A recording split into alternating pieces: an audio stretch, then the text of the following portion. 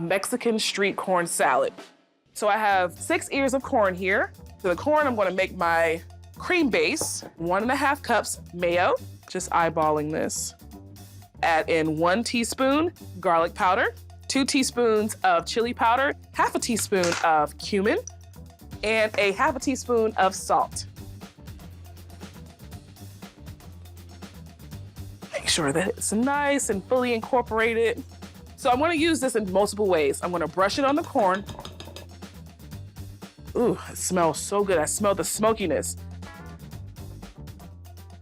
The corn are nice and covered. I got my grill hot. I'm gonna put them right on the grill. Get that sizzle going. Oh yeah.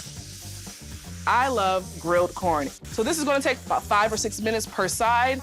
I'm gonna add a few more ingredients to that bowl to get my salad going. This cream is great as it is, but I'm gonna add some green onions, some cilantro, and the juice of 2 limes.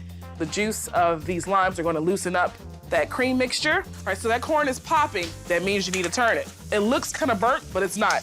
You want that char because it's gonna be so beautiful in that salad. That needs 5 to 6 more minutes. While that's going, I'm gonna finish up on my dressing. If I'm making a grilled corn salad, I like something spicy, and I mean, I'm from the South, I gotta use hot sauce. And I've got some cotija cheese. You can also use fresca cheese, which is less sharp and less salty. That red color, the pop of green from the green onions and the cilantro, smells amazing. My corn is definitely done. Got some nice char on both sides. I can eat it right off the cob, just as is.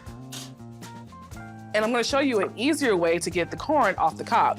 I got 2 bowls. Turn the smaller bowl over. Place the corn on top. Look at that. See how easy that is?